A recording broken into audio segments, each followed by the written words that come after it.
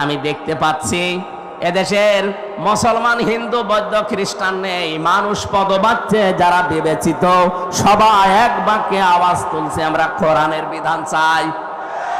আর কিছু ক্যান্সার আছে, এরা হয়তো মাথা খারাপ, এ কারণে বলছে কিছু চাই না, আগে থালা দেন। থালা কি করবেন? আমরা আহ্বান জানিয়েছি একেবারে স্পষ্ট ভাষায়, যারা দায়িত্বে এখন আছেন সংস্কার করেন খুব তাড়াতাড়ি, সম্মানজনক একটা সময় নিয়ে সংস্কার করে তাড়াতাড়ি নির্বাচন দিয়ে নির্বাচিত সরকারের হাতে দেশটা তুলে দেন। তাহলে এই দেশ নিয়ে আপা সহ যারা পালিয়েছে কেউ আর ষড়যন্ত্র করার সুযোগ পাবে না। কিন্তু সংস্কার না করে আমরা নির্বাচন করতেও চাই না, হতেও দেব না। কারণ তো আর আগে দিনের ভোট রাতে হয়ে যাবে। কথা বলেন ঠিক কিনা? দিনের ভোট রাতে হয়েছে, এটা কি ওয়াজ করা লাগবে? যারা করেছে আমার সাথে, এরকম একজন ওসি ছিল জেলখানায়, সে আমার নিজে বলেছে যদি আমরা দিনের ভোট রাতে করেছি। সুতরাং আমরা চাই 1628 জন এরকম চেয়ারে যারা বসে আছেন, এগুলো সব জালেমদের দোসর অথবা নিজেরাই জালেম। কথা বলেন না কেন? এরা এই তিনটা টার্মে এই জালেমদেরকে এরা টিকিয়ে রাখার জন্য সর্বাত্মক চেষ্টা চালিয়েছে। আমরা চাই খুব তাড়াতাড়ি ওদেরকে চেয়ার থেকে নামিয়ে এই 15.5 বছরে যারা বৈষম্যের শিকার ছিল তাদেরকে চেয়ারে বসান। এই কথা বলেন না কেন? নয়তো এভাবে যদি আবার আমতা করে দিয়ে দেওয়া হয়, একবারে ডিক্লিয়ার দিয়ে দেবে 154 জন, দিনের ভোট রাতে হয়ে যাবে, আগে যা ছিল তাই। তাহলে তো ওরাই থাকা ভালো ছিল। এদেশে আর কিছু থাক বা না থাক, কোরআনে কারিম এদেশে থাকবে ইনশাআল্লাহ। 4.5 মাসে যদি 15 থেকে 58 হয়ে যায়, আর 4.5 মাস যেতে দেন, আমার তো চোখে দেখা এই দেশে 100 জনের 100 জন মানুষ বলবে আমরা কোরআন চাই। আমরা চাই না। কারা চান দেখি? লিল্লাহে তাকবীর।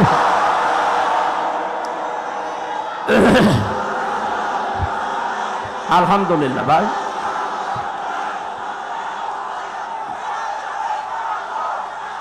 এই বাংলাদেশে 54 বছরে যাদেরকে কোণঠাসা করে রাখা হয়েছিল, যাদেরকে দুর্বল করে রাখা হয়েছিল, সূরা কসসের 5 এবং 6 নম্বর আয়াত মনে হচ্ছে আল্লাহ দেখাচ্ছেন। এই কথা বলেন না কেন? এই মানুষগুলোকে আজ আল্লাহ ধরে ধরে জাতির ইমাম বানিয়ে দিচ্ছে। জাতির শুধু ইমাম না, দেশের উত্তরাধিকারী আল্লাহ বানিয়ে দিচ্ছে। আল্লাহ এবার শাসন ক্ষমতায়ও বসাবে, কারণ কোরআনে কারিম 100 ভাগ আমরা বিশ্বাস করি, নাকি 98 ভাগ? আরো জোরে, অনুমাক্কিনা লাহুম ফিল আরদ। আল্লাহ বলে আমি নিজে তাদেরকে জমিনের শাসন ক্ষমতায় বসাবো। এইটা এখন দেখতে বাকি আছে। আর আমার বিশ্বাস কোরআনের উপরে 100 ভাগ আছে। এই জন্য আমি দৃঢ় বিশ্বাস নিয়ে বলতে পারি সামনের দেশ হবে কোরআনের দেশ। সামনের সংসদ হবে কোরআনের সংসদ। এটা আমরা দেখতে চাই না। চর্ম চোখে যেন আল্লাহ দেখার তৌফিক দেন। 56,000 বর্গ মাইল এইটা দিয়ে চলছে। জোরে বলেন আমিন। এই ময়দানে যিনি কথা বলতেন, নন্দিত মুফাসসিরে কোরআন, আন্তর্জাতিক খ্যাতি সম্পন্ন ইসলামী আন্দোলন বাংলাদেশ জামাতি ইসলামীর কেন্দ্রীয় নায়েবে আমির, সাবেক সংসদ সদস্য শহীদ আল্লামা দেলাওয়ার হুসাইন সাইদি রহমতুল্লাহ আলাইহি। 3টা বছর আমার সৌভাগ্য হয়েছিল তার সাথে অনেক সময় কাটানো। তিনি 1 নম্বর জেলে ছিলেন, আমি 4 নম্বরে ছিলাম, পাশাপাশি দেওয়াল আমাদের খালি মাঝখানে একটা। সহবত পেয়েছি, সময় পেয়েছি, তার কাছে উপদেশ পেয়েছি। আল্লাহ যেন আমার প্র্যাকটিক্যাল লাইফে ওইগুলো মেনে চলার তৌফিক দান করেন। এখানে এতক্ষণ যারা কথা বলছিলেন, পাবনা জেলার শ্রদ্ধাভাজন ডিসি সাহেব, এসপি সাহেব, টিওনো সাহেব, এ থানার সম্মানিত অফিসার ইনচার্জ ওসি সাহেব সহ পুলিশ সদস্য ভাইরা, সামনে বসা মুসলমান ভাইরা, আশপাশে যারা আছেন সম্মানিত মা এবং বোনেরা, প্রাণ প্রিয় পাবনাবাসী, গত বছর এই ময়দানে আসার 1 ঘন্টা আগে আমাকে রাস্তা থেকে আপনারা ফেরত দিয়েছেন। যারা ফেরত দিয়েছিলেন কোথায় আপনারা? ওয়াকাযালিকা আখযু রাব্বিকা ইযা আখাযাল কুরা ওয়া হিয়া যালিমা ইন্না আখযাহু আলীমুন শাদীদ। সূরা হুদের 102 নম্বর আয়াতে আল্লাহ জানিয়েছেন, হে নবী, এইভাবে করে আমি যারা পাপিষ্ঠ তাদেরকে পাকড়াও করি, আর আমার ধরা বড় শক্ত ধরা, কারণ তারা জালেম ছিল। এই জন্য পৃথিবীতে সবচাইতে বড় জালেম হচ্ছে কোরআনে কারিমের কাছে না আসা। ওমান আযলামু মিম্মান ইফতারা আলাল্লাহিল কাযিবা ওয়া হুয়া ইউদআ ইলাল ইসলাম আল্লাহু লা ইয়াহদিল কওমাজ জালিমিন। সূরা সফের ভেতরে আল্লাহ জানিয়েছেন, আমি আল্লাহর দৃষ্টিতে সবচাইতে বড় জালেম ওই লোকটা যাকে ইসলামের দিকে ডাকা হয় কিন্তু সে আল্লাহকে মিথ্যা প্রতিপন্ন করে। এই 15.5 বছরে এটা সবচাইতে বেশি ছিল। বলেন তো, আমি যতদিন কোরআনে কারিম হাতে নিয়ে আপনাদের ডাক দিয়েছি, আমার বাবার দিকে ডেকেছি, আমার দাদার দিকে ডেকেছি, আমি তো কোরআনের দিকেই ডাকতাম। আর আমি আন্দাজে ডাকি না, আমি বুঝে শুনে ডেকেছি। কুল হাদিহি সাবিলি আদউ ইলাল্লাহ আলা বাসীরাতিন আনা ওয়া মান ইত্তাবা'আনি ওয়া সুবহানাল্লাহি ওয়া মা আনা মিনাল মুশরিকিন। সূরা ইউসুফের 108 নম্বর আয়াতে আল্লাহ জানিয়েছেন, নবী আপনি বলুন এইটাই আমার পথ। পাবনাবাসী আল্লাহ রাব্বুল আলামিন আয়াত দিয়ে জানিয়েছেন, হে নবী আপনি বলুন আমি আল্লাহর দিকে মানুষকে ডাকি, এইটাই আমার পথ। আর আমি আন্দাজে ডাকি না, আমি বুঝে শুনে ডাকি। শুধু এটা আমার কাজ না, না ওয়া মান ইত্তাবা'আনি, আমাকে যারা অনুসরণ করবে দুনিয়াতে তারা আল্লাহর দিকে মানুষকে ডাকবে। এ ঘোষণা কার? বিশ্ব নবীকে দিয়ে আল্লাহ এটা বলিয়েছেন যে আপনি বলেন আপনার অনুসারীদের প্রথম কাজ তারা আল্লাহর দিকে ডাকবে। হ্যাঁ, আমি জানি আল্লাহর দিকে ডাকতে গেলে কোরআনে কারিম দিয়ে আপনি ডাকবেন, দেখবেন আপনার প্রতি বিপদ আপদ মুসিবত আসতে থাকবে। অলি রব্বিকা ফাসবির, আপনার রবের জন্য আপনি তখন ধৈর্য ধারণ করবেন। জোরে বলেন সুবহানাল্লাহ। সেই ধৈর্যটার সামনে নিয়ে আল্লাহ আমাদেরকে 3টা বছর ফাঁসির ওই কন্ডেম সেলের ভেতরে ওই জালেমরা রেখেছিল। আল্লাহ ধৈর্যও দিয়েছিলেন, কারণ 3টা বছর ওরা আমাকে যোগাযোগ করতেও দেয়নি। বাইরে কারা আছে কারা মরে গেছে আমি তাও জানতাম না, কারণ আমার মামলা দিয়েছে একটা ঠুনকো মামলা, অথচ রাখতো আমার এই মার্ডার মামলার আসামি যেখানে থাকে ওই কন্ডেম সেলের ভেতরে। খাওয়া দাওয়া ঠিক মতো দিত না, কষ্ট এত বেশি দিয়েছে। এমনিতেই মানুষ যোগাযোগ বিচ্ছিন্ন হয়ে গেলে লোকটা পাগল হয়ে যায়। আপনারা আয়না ঘর থেকে যারা বের হয়ে আসে বাস্তবে চেহারার দিকে তাকবেন, লোকটা কিন্তু এলোমেলো করে তাকায়। আমি বহু মানুষকে মাটির নিচে বেয়েছিলাম যারা নিজের নাম পর্যন্ত জানে না। ও যে কয় বছর আছে ও নিজেও জানে না, এটা কোন বছর কোন মাস কি বার আজকে কয়টা বাজে, এমনকি ওর নাম কি ও তাও জানে না। বছরের পর বছর একটা মানুষ এভাবে পড়ে আছে কবরের মতো জায়গায়। কবর যেরকম ঠিক ওই রকম জায়গায়, এরপরও কবরে তো আর শিকল দিয়ে বাঁধা থাকে না, কিন্তু আয়না ঘরে আমি দেখেছি শিকল দিয়ে পা বেঁধে দিতে। এ কঠিন অবস্থায় মাঝে মাঝে কারারক্ষীদেরকে যারা যেত বলতাম, ভাই কোরআন শরীফ এনে দেন। ওনারা বলতো আপনাকে আমরা বঙ্গবন্ধুর জীবনী এনে দেই। বঙ্গবন্ধুর জীবনী পড়ে আমি করবো। এরপর ওরা দিত বঙ্গবন্ধুর আত্মজীবনী, বঙ্গবন্ধুর ছেলেবেলা, বঙ্গবন্ধুর চীন সফর। বাধ্য হয়ে শেষ পর্যন্ত একদিন বলেই ফেলেছিলাম যে ভাই আপনার কাজ পান না, বই নিয়ে আসতে বলি, তাফসিরের বই, কোরআনের বই, আর আপনি নিয়ে আসেন আল্লাহর ওলির জীবনী। আপনার যদি সাহস থাকে তা আপনি, আমি জেল থেকে বলছি অথবা আমি মেজর ডালিম বলছি আমার ফাঁসি চাই, এই বইগুলো একটু আইনে দেন। বলছে ওইসব বই পড়তে নেই। মাঝে মাঝে আমি খবর পাঠাতাম কারারক্ষীদেরকে দিয়ে। মাজলুম জননেতা, বাংলাদেশ জামাত ইসলামের কেন্দ্রীয় ভারপ্রাপ্ত সেক্রেটারি জেনারেল ছিলেন জনাব এটিএম আজহারুল ইসলাম। উনি আমার পাশের বিল্ডিং এ ছিলেন। ওনারে বলতাম, ওনার কাছে যে বলবেন আমির হামজা বই চেয়েছে তাহলে আপনাকে বই দেবে। উনি মাঝে মাঝে অনেকগুলো বই আমাকে পাঠাতেন। বিশেষ করে কারাগারে রাত দিন জাইনাবাল গাজালির লেখা, এটা আমি প্রায় 7 বার পড়েছি এই 3 বছরে। এটা পড়লেই জানো আমার জীবনের কষ্টগুলো এমনি অম্লান হয়ে যেত। তারা একজন মহিলা, কি করেছে তারা ইসলামের জন্য, আর আমি একজন পুরুষ মানুষ। আলহামদুলিল্লাহ শুকরিয়া আদায় করছি, গতকাল আমাদের মুসলিম উম্মার একজন মাজলুম বোন ডক্টর হাফেজা আফিয়া সিদ্দিকা জালেমদের কারাগার থেকে আল্লাহ তাকে কালকে মুক্তি দিয়েছেন। আলহামদুলিল্লাহ। ভাই এই কথা বলছেন, আমরা চাচ্ছি মাজলুম মানুষগুলো এই বাংলাদেশের জেল থেকে একে একে অনেকে বের হয়ে যাচ্ছে। বিশেষ করে আমি যাদের সাথে পরিচিত ছিলাম এই মানুষগুলোকে দেখলাম কিছুদিনের ভেতরে সরকার বের করে দিয়েছে মুক্ত জীবনে। জনাব লুৎফুজ্জামান বাবর একজন, গিয়াসউদ্দিন মামুন ভাই একজন, এরপরে মাওলানা জসিমউদ্দিন রহমানী একজন। সব মাজলুম। আমরা চাই এখান থেকে দাবি তুলতে, এই বাংলাদেশে মাজলুম জননেতা জনাব এটিএম আজহারুল ইসলামকেও মুক্তি দেওয়া হোক।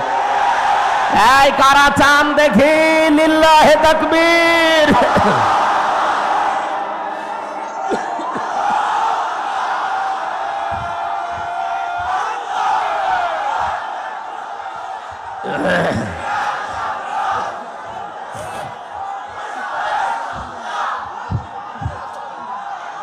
আলহামদুলিল্লাহ।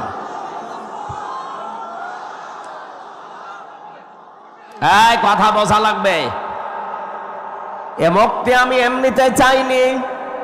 কোরআনে কারিমের সূরা ফাতাহ 18 নম্বর আয়াতের তাফসীর আমি আজকেও পড়ছিলাম।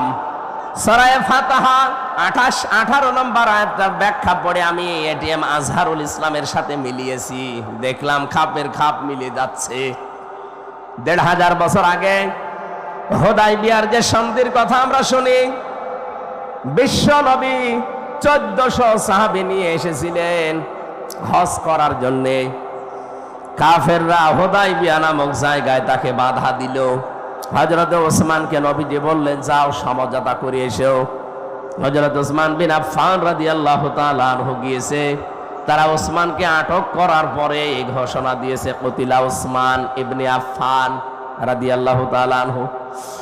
ওসমান ইবনে আফফানকে হত্যা করা হয়েছে, মেরে ফেলা হয়েছে। নবীজি কথাটা শুনলেন, সঙ্গে সঙ্গে সাহাবীদেরকে ডাক দিয়ে বললেন তাঁবুর সামনে হাজির হয়ে যাও। এহরামের যে কাপড় পরা আছে খুলে ফেলো, সাধারণ কাপড় পরিধান করো। অনেকে রোজা রেখেছে, রোজা সব ভেঙে ফেলো। এখন আবার নতুন করে শরীরে শক্তি সঞ্চয় করো। এই যে বাবলা গাছের নিচে আমি হাতটা ফেলে দিলাম, আমার হাতের উপরে তোমরা হাত নিয়ে শপথ বাক্য পাঠ করো। রব্বুল আলামিন বলেন লাকাদ রাদিয়াল্লাহু আনিল মুমিনিনা ইয ইউবাইউনাকা তাহতাশ শাজারাতি ফালিমা মা ফি কুলুবিহিম ফানজালাস সাকিনাতা আলাইহিম ওয়া আসাবাহুম ফাতহান করিবা। আয়াতে 3টা সুসংবাদ আছে। সামনে যেটা আমাদের আসতেছে আমি দেখতে পাচ্ছি কোরআনের আয়াতের দিকে তাকিয়ে। আল্লাহ আয়াত শুরুই করলেন লাকাদ দিয়ে। আল্লাহ পাক বলেন অবশ্যই আমি আল্লাহ রাদিয়াল্লাহ, আমি রাজি হয়ে গেছি। আমি রাজি হব না, হয়ে গেছি। অবশ্যই আমি আল্লাহ রাজি হয়ে গেছি।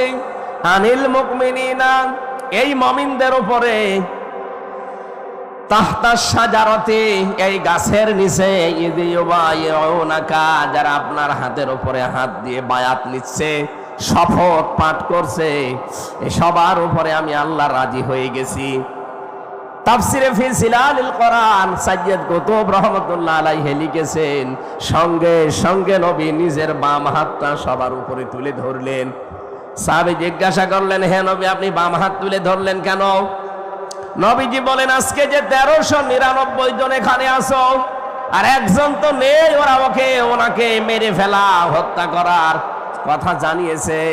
সুতরাং আজকের এই শপথ বাক্যে, এই অনুষ্ঠানে যত মানুষ আমরা আছি, সবার উপরে আমার আল্লাহ সন্তুষ্ট হয়ে গেছে। আমরা সবাই এখানে এসেছি, সবাই আল্লাহর সন্তুষ্টি পেয়ে গেলাম, কিন্তু ওসমান এখানে নেই। ওসমানের ওপরেও তো আল্লাহ রাজি হওয়া লাগবে। এই জন্য এই হাতটা আমি তুলে ধরলাম, এটা ওসমানের হাত। তার মানে আজকের এই ময়দানে যে 1400 মানুষ আছে, একজনের উপরও আল্লাহর নারাজ নেই, প্রত্যেকের উপরে আল্লাহ খুশি হয়ে গেছে, সন্তুষ্ট হয়ে গেছে।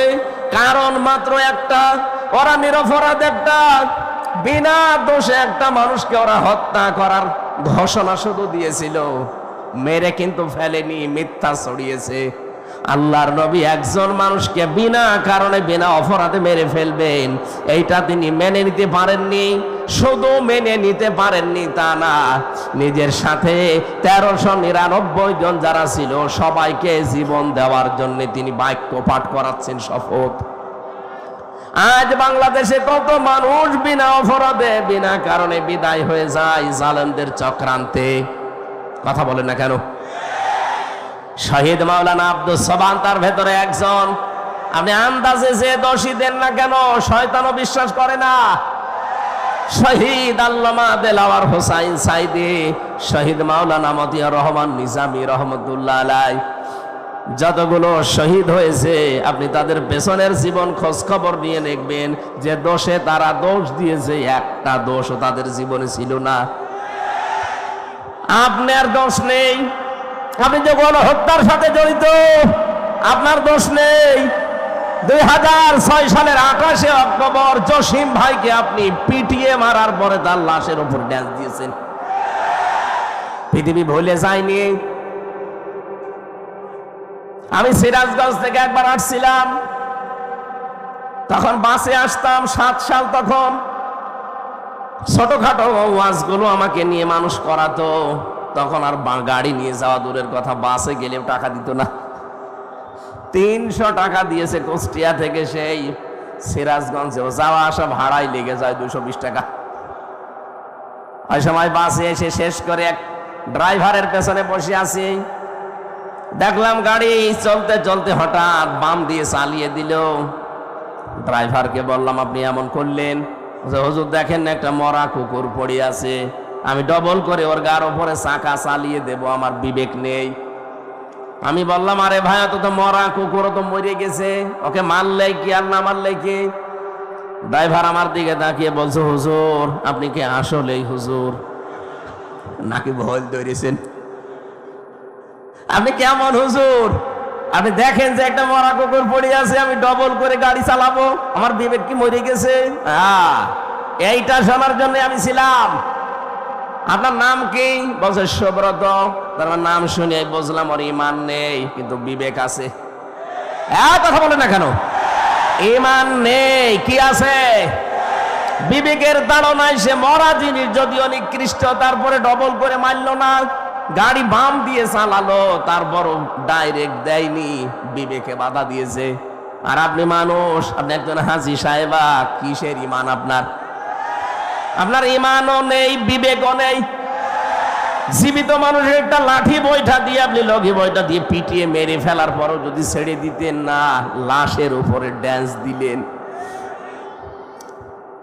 আপনার বিবেক কিছুই নেই, বিবেকের উপরে কুকুরে প্রসাব করেছে, বলেন নাউজুবিল্লাহ।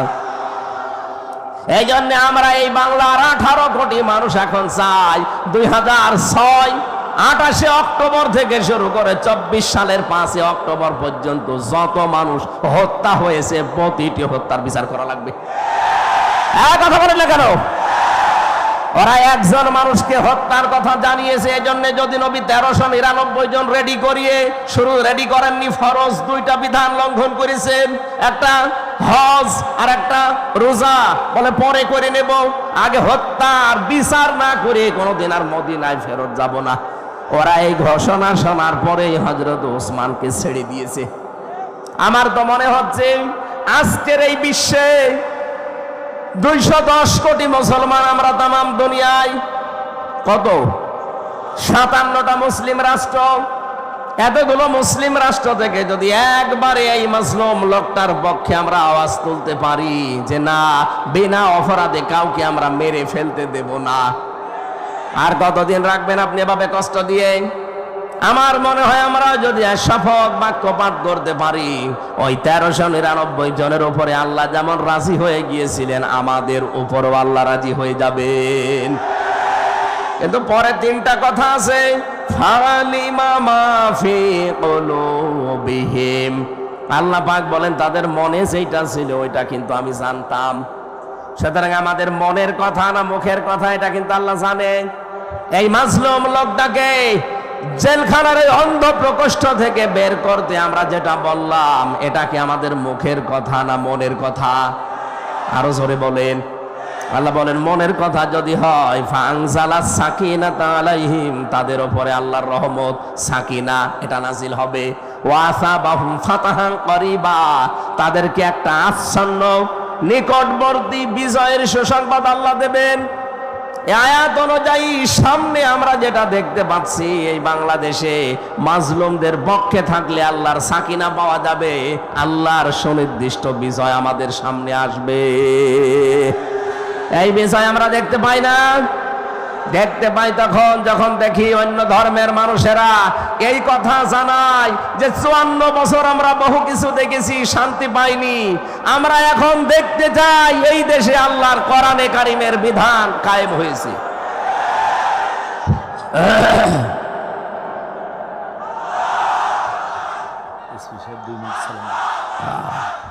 আমার ভাইরা, সুতরাং সত্যের পক্ষে, ন্যায়ের পক্ষে, ইনসাফের পক্ষে আমাদের দাঁড়ানো লাগবে। আজকের এই আহ্বান এই আয়াত থেকে সুনিশ্চিত এবং নিকটবর্তী বিজয়ের সুসংবাদ আল্লাহর পক্ষ থেকে পাওয়া যাবে, যেটা আল্লাহ আমাদেরকে সামনে দেখিয়ে দিচ্ছেন। সকলে বলেন আমিন।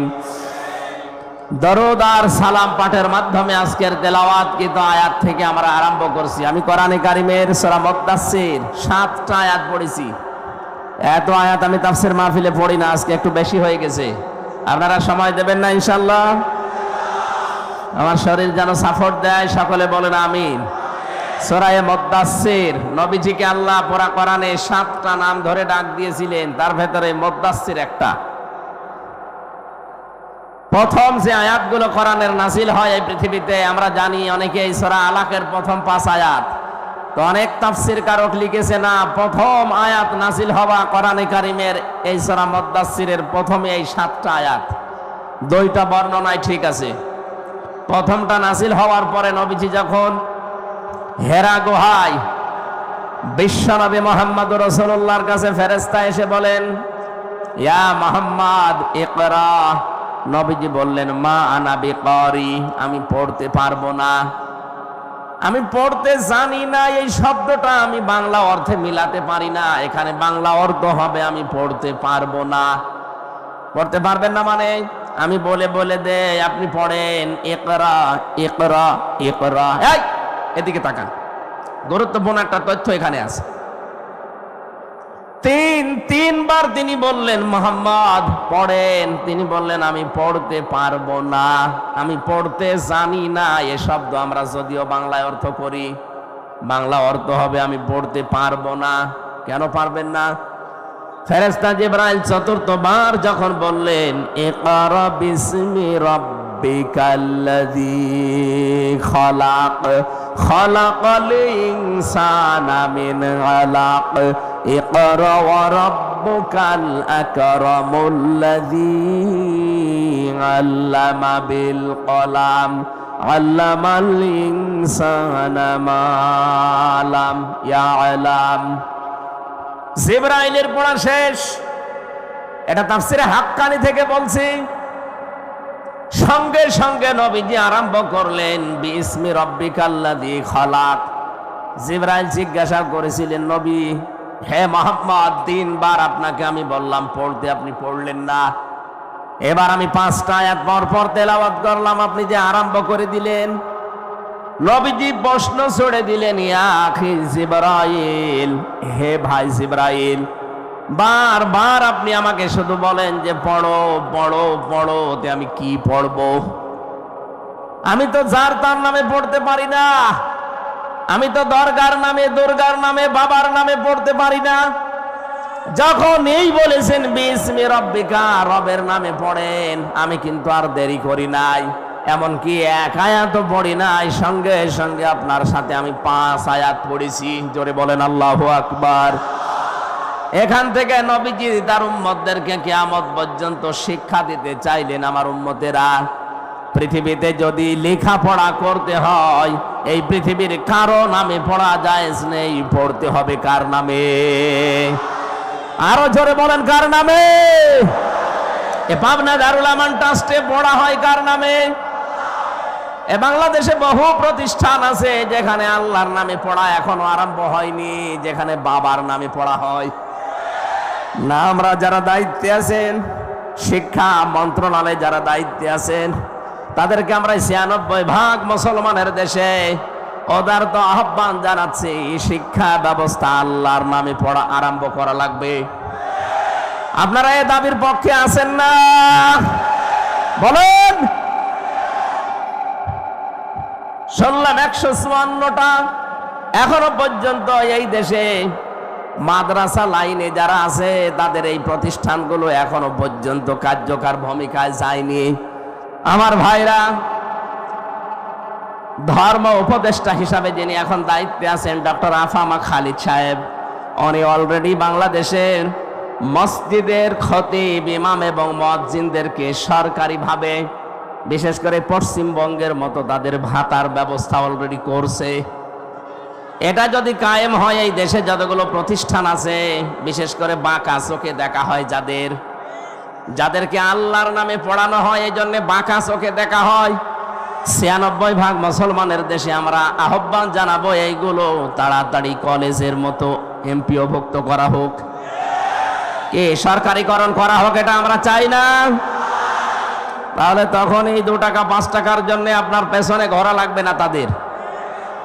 নবীজি বললেন, জিবরাইল বারবার আমাকে বলেন যে পড়ো পড়ো পড়ো, আমি পড়বো কি?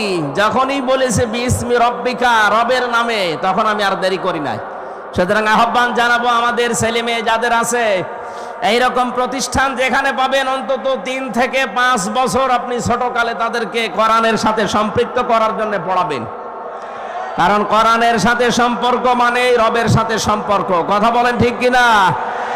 3 থেকে 5 বছর আপনি একটু চেষ্টা চালান, এরপর আপনার ছেলেকে আপনি ডক্টর বানান, ডাক্তার বানান, ইঞ্জিনিয়ার বানান, ডিসি বানান, এসপি বানান, যা বানাবেন কোনো অসুবিধা নেই। শুধুমাত্র এখানে 3 থেকে 5 বছর এরকম যত প্রতিষ্ঠান বাংলাদেশে আছে যেখানে কোরআনের শিক্ষা দিয়ে রবের সাথে সম্পর্ক করা হয়, আমি 2টা গ্যারান্টি আপনাকে দিতে পারি।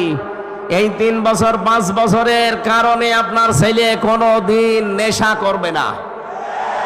2 নম্বরে, কোনো দিন শেষ বয়সে আপনাকে বৃদ্ধাশ্রমে রেখে আসবে না। কয়েকদিন আগে আমি নীলফামারীর কিশোরগঞ্জ থানায় গিয়েছিলাম, ওরা আমাকে বৃদ্ধাশ্রমে নিয়ে গেল দেখার জন্য। যে দেখি এইদিকে 25 জন, এইদিকে 25 জন, 50 জন মা আর বাবা বসে আছে। এদের চেহারার দিকে তাকিয়ে আমি বুঝতে পেরেছি সবাই তার সন্তানের জন্য বরদোয়া করছে। তাদেরও তো আমাদের মতো ছেলে মেয়ে নেই। এই কথা বলেন না কেন? আমি 2 জনের সাথে কথা বলেছিলাম, একজনের ছেলে ডিসি আর একজনের ছেলে আমেরিকায় থাকে, অথচ মা আর বাবা 2 জন বৃদ্ধাশ্রমে, চোখের ভেতরে ছলছল করছে পানি। আপনি আজ পর্যন্ত শুনেছেন যে কোরআন জানে, হাদিস জানে, আলেম না, শুধু কোরআনের জ্ঞান আছে, আল্লাহ সম্পর্কে জ্ঞান রাখে, এরকম মানুষ তার মা বাবাকে বৃদ্ধাশ্রমে রেখে দিয়েছে? যদি কোনো জায়গায় রেখে দেয়ও, এর পেছনে একটা কারণ আছে। আমি যতটুকু খোঁজ নিয়েছি, যদি এরকম কিছু পায়ও, আপনি দেখবেন হয় তার স্ত্রীর কারণে, শ্বশুর শাশুড়ির কারণে মা বাবাকে হয় আলাদা করে দেয়, নাই বৃদ্ধাশ্রমে রেখে দেয়। আল্লাহর সাথে, রবের সাথে পরিচয় থাকার পরও অনেক সন্তান পারে না, কারণ স্ত্রীর মন রক্ষা আর শ্বশুর শাশুড়ির দিকে তাকাতে গিয়ে নিজের মা বাবাকে ছেড়ে দেয়। কথা বলেন না কেন? আমার এই চোখের দেখা, মাত্র 7 বছর বয়স, এখনো পর্যন্ত আলিফ বা তাসা খুব বেশি ভালো করে পারে না। কয়েকদিন ভর্তি হয়েছে মাত্র। ওস্তাদ দেখলাম বৃষ্টির ভেতরে এসে অজু করবে, ছাত্র পানি ঢেলে দিচ্ছে, কাদা লেগেছিল কাদা ছড়িয়ে দিচ্ছে, মাত্র 7 বছর। আমি এই চোখেও দেখেছি। বিশ্ববিদ্যালয়ে ক্লাস চলছে, আমি তখন জাহাঙ্গীরনগরে ছিলাম। মাস্টার্সে ক্লাস চলছে, শিক্ষককে জুতা দিয়ে পিটাচ্ছে ছাত্র। বলছে বাংলাটা বলতে পারলাম না, তো তোরে আমি মেরেই ফেলবো। শিক্ষক বলছে বাবা তুই আমারে ছেড়ে দে, আমি জীবনে আর ক্লাসে আসবো না। বলে না, তোরে আমি বলেছিলাম যে ওই সিটটা দিতে দিলি না, তোরে আমি মেরেই ফেলবো। ওইটাও ছাত্র, এটাও ছাত্র। ওইটা অলরেডি মাস্টার্সে পড়ছে, জানোয়ার হয়ে গেছে। আর এটা এখনো আলিফ বা শেষ হয়নি, এটা মানুষের মতো মানুষ হচ্ছে। কথা বলেন না কেন? এই জন্য আহ্বান জানাচ্ছি, রবের নামে পড়া আরম্ভ করা লাগবে। রবের সাথে আমাদের পড়ার পরিচয় নেই, এই জন্য আমরা অনেক জায়গায় যাওয়ার পরেও দেখি না কাঙ্ক্ষিত মানের মানুষ আমরা হতে পারছি না। এই জন্য ইন্নাল্লাযীনা আমানু ওয়া আমিলুস সালিহাত, সারা জীবন এই আয়াতের ব্যাখ্যা শুনিয়েছে, যারা ঈমান আনে আর নেক আমল করে। না, সালেহ শব্দের শাব্দিক অর্থ শুধু নেক নয়, শুধু সৎ নয়। সালেহ মানে যোগ্য। সালেহ মানে কি? আমরা যারা বলি আল্লাহর আইন চাই, সৎ লোকের শাসন চাই, সৎ হওয়া লাগবে এবং লোকটাকে যোগ্য হওয়া লাগবে। বহু মানুষ আমরা সৎ দেখেছি এই দেশে, দেখতে তো ভালোই লাগতো, মনে হতো যে আসমান থেকে পালিয়ে এসেছে দরবেশ। কিন্তু এত বড় অসৎ মানুষ বাংলাদেশে আর নেই। কথা বলেন না কেন? আমি নিজে দেখেছি, আমার মাথায় যখন দড়ি দিয়ে কোর্টের বারান্দা নিয়ে দিয়ে যাচ্ছিল, এই দরবেশ বাবা আমার সামনে ছিল।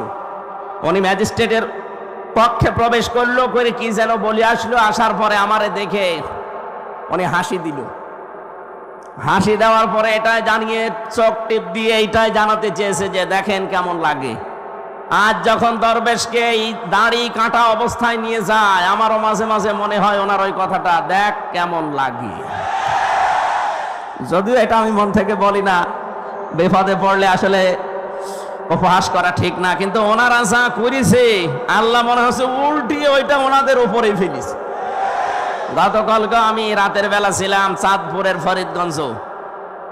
ওই জায়গায় যেই মহিলা এতদিন পর্যন্ত আওয়াজ দিত যে ফিটনেসবিহীন বিএনপি, লাইসেন্সবিহীন জামাত, আল্লাহ ওনারে পুরা কথাটা উল্টিয়ে ওনার শরীরের ওপরে আজ লাগিয়েছে। ওনার শরীরের কোনো ফিটনেস নেই, আর ওনার লাইসেন্স তো শেষ। কথা বলছে না কেন? আমি তো আর রাজনৈতিক নেতা না যে রাজনৈতিক কথা বলবো, ইঙ্গিত দিলাম। দুনিয়াতে যে যা করছেন ওইটা কিন্তু আল্লাহ উল্টিয়ে আপনার উপরে ফেলে দেবে। এই জন্য এমন কিছু করবেন না। সালেহ মানে কি বলছিলাম যেন? যোগ্য। জোরে বলেন কি? এই জন্য এই যোগ্য করে করে তুলতে হলে এই দেশে যারা কাজ করছে মানব জাতির পেছনে, আপনি তাদের কাছে থাকবেন। কারা কাজ করছে আপনার বিবেক আছে, আপনি দেখে নিন। যারা ছোটবেলা থেকে গড়ে তুলতে চায় আপনার সন্তানকে, আপনার ছেলেকে, আপনার মেয়েকে, আমি যেহেতু এখনো পর্যন্ত এরকম বয়সে আছি, এজন্য আমার এই চোখে আমি যা দেখতে পাচ্ছি তাই আপনাকে শোনাচ্ছি। যারা মানুষকে সৎ এবং যোগ্য করে গড়ে তুলতে চায়, আপনার ইমানি দায়িত্ব হবে এখন আপনার ছেলে মেয়েকে ঠিক তাদের কাছে নিজে হাত ধরে দিয়ে আসা। নয়তো শেষ বয়সে আপনাকে বৃদ্ধাশ্রমে থাকা লাগবে, অথবা আপনার ছেলেকে দেখবেন বিভিন্ন নেশা ভান করে আপনার সামনে এসে উল্টাপাল্টা গালিগালাজ করছে। আল্লাহ আমাদেরকে হেফাজত করুন। আমরা সূরা মুদ্দাসসির থেকে যেহেতু তাফসীরুল কোরআন মাহফিল লিখা, আমরা এখান থেকে আয়াত থেকে পড়া আরম্ভ করব। আমাদের মেহমানরা ব্যস্ত, ওনারা আরো অনুষ্ঠানে যাবেন। সালাম দেওয়ার পরে আমরা আরম্ভ করছি ইনশাআল্লাহ। আমার ভাইরা, বিশ্বনবী বাড়িতে আসলেন, খাদিজাতুল কুবরাকে বললেন আমাকে ঢেকে দাও। হযরতে খাদিজা ওই দিন তাকে সেই কয়টা কথা বলেছিলেন, গুরুত্বপূর্ণ ছিল প্রথম, ইন্নাকা লা তাসিলুর রাহিমা ওয়া তাহমিলুল কাল্লা ওয়া তাকসিবুল মাদুমা। হে আমার স্বামী, হে কাসেমের পিতা, আপনি ভয় পাবেন না। কোন জ্যেষ্ঠ জিন পরি এগুলো আপনাকে ভয় দেখাতে পারে না, কারণ এই পৃথিবীতে আপনি মানুষের সম্পর্ক রক্ষা করে চলেন। পাবনাবাসী হযরতে খাদিজাতুল কুবরার এই কথা থেকে প্রতীয়মান হয় যে মানুষ আমরা দুনিয়াতে মানুষের সম্পর্ক ঠিক রাখতে পারি, বিশেষ করে আত্মীয়তার সম্পর্ক, রক্তের সম্পর্ক, দলীয় সম্পর্ক, জনগণের সম্পর্ক, এগুলো যারা এই পৃথিবীতে আমরা ঠিক রাখতে পারি, তাদের ভেতর থেকে যত রকমের ভয় আছে আমার আল্লাহ নিজের পক্ষ থেকে দূর করে দেন। বলেন সুবহানাল্লাহ। এই কথাটা জানাতে এই রজব মাসে বিশ্ব নবীকে এখান থেকে লক্ষ লক্ষ মাইল দূরের পথ 27টা বছর তাকে আল্লাহ নিজের কাছে রেখে মাত্র 14টা জিনিস যে তাকে শিখিয়েছিলেন, তার প্রথম নাম্বারে এই সম্পর্কটা রব্বুল আলামিন তাকে জানিয়ে দিলেন, ক্বাযা রাব্বুকা আল্লা তা'বুদু ইল্লা ইয়্যাহু ওয়া বিল ওয়ালিদাইনি ইহসানা। খুব ভালো করে শুনবেন। 53টা বছর, 40 বছরে তিনি নবুয়ত পাওয়ার পরে 13টা বছর জুলুম, অত্যাচার, নির্যাতনের স্টিম রোলার তার উপরে চলছে।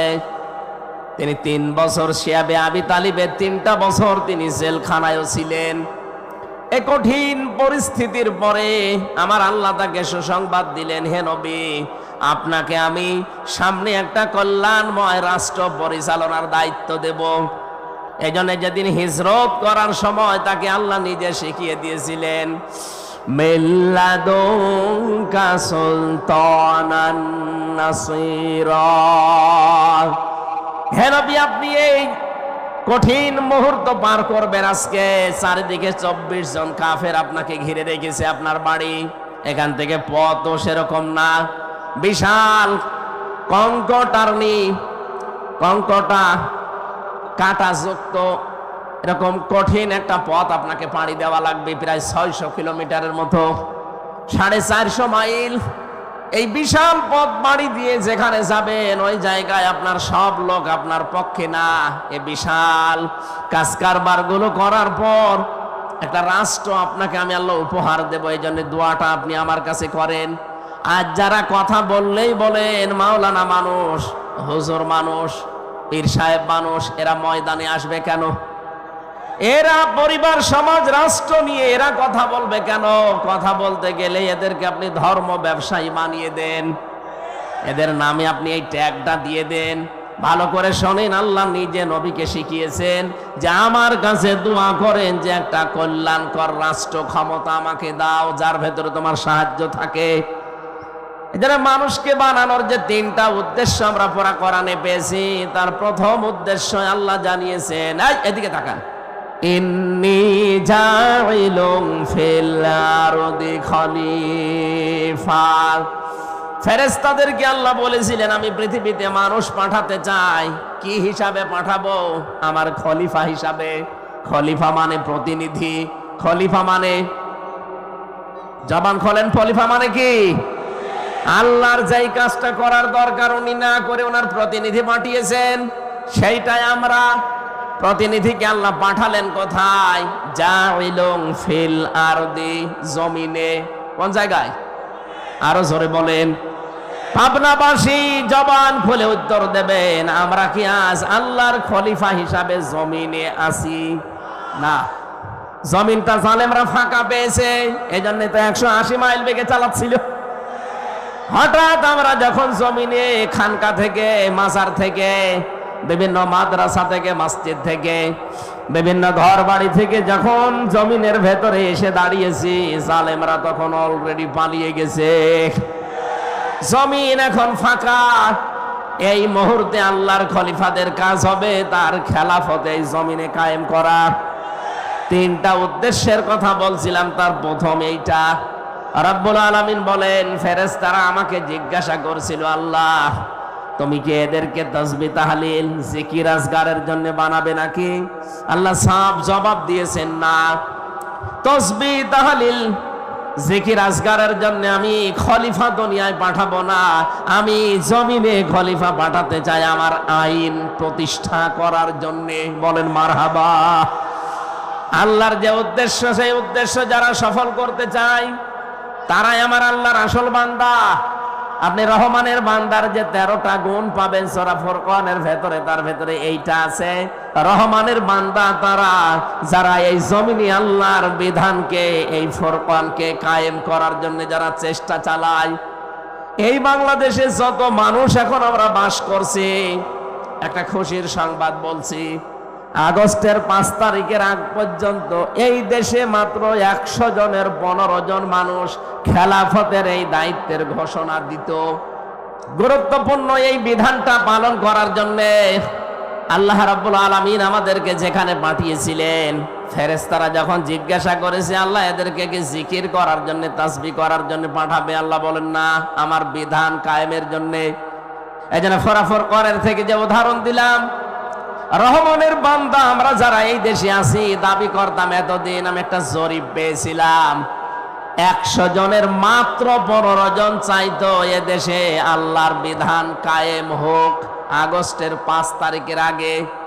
অথচ 4.5 মাস পরে জানুয়ারিতে একটা রিপোর্ট পেয়েছিলাম এই দেশে এখন 100 জনের 58 জন মানুষ চাচ্ছে আল্লাহর বিধানে জমিনে কায়েম হোক। কয়েক মাসের ব্যবধানে মানুষের পরিবর্তন এত এসে গেছে, হিন্দু পর্যন্ত এখন চাচ্ছে কোরআনের বিধান কায়েম হোক। কয়েকদিন আগে জামাত ইসলামের শ্রদ্ধাভাজন আমির জামাত গাইবান্ধায় গিয়েছিলেন, একজন পুরোহিত, একজন ঠাকুর, হিন্দু বেটা, উনি আগে বক্তব্য দিতে গিয়ে জানিয়েছেন এই দেশে কোরআনের বিধান কায়েম হলে আমরা সবচাইতে বেশি নিরাপদে থাকতে পারবো। এই জন্য জালেমদের তো মাথা খারাপ এতদিন ছিল, এখন অনেক মুনাফিক মানুষের মাথা দেখছি খারাপ হয়ে গেছে। ওরাও তো এগুলো দেখে যে হচ্ছেটা কি।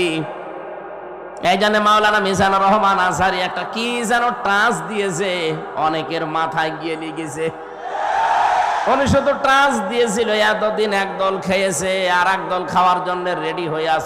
আপনারে বলিছে, কয়েকদিন আগে আমার সিলেটে ওনার সাথে অনুষ্ঠান ছিল, উনি আমারে বলছে হামজা ভাই, আমি বললাম যে একদল খেয়েছে আর এক দল খাওয়ার জন্য রেডি হয়ে আছে, একটা গ্রুপ দেখলাম গায়ে মেখে নিল, কারণ কি? আমি তো আর কাউকে উদ্দেশ্য করে বলি নাই। এই দেশে 48টা প্রায় নিবন্ধিত দল, আরো আছে নিবন্ধনের বাইরে, সব মিলে প্রায় 73টার উপরে। কারো গায়ে লাগে না, আপনার গায়ে লেগেছে কোন কারণে? তার মানে অবশ্যই আপনি এরকম কিছু করবেন বলে আশা করি আছেন। গত 2 দিন আগে একজন ঘোষণা দিয়েছে যে 15.5 বছরে কোরআনের কথা বলতে হলে তো অনুমতি নেওয়া লাগতো, আমরা যদি যেতে পারি অনুমতি দেব না। আরে ভাই, আপনি এই কথাটা আগেই বলে ফেললেন, কদিন পরে বলতে পারতেন না? জনগণ তো সব জেনে ফেললো। আপনার যে আশা ছিল, আশায় গুড়ে বালি। কথা বলেন না কেন? এদেশে আর কিছু থাক বা না থাক, কোরআনে কারিম এদেশে থাকবে ইনশাআল্লাহ।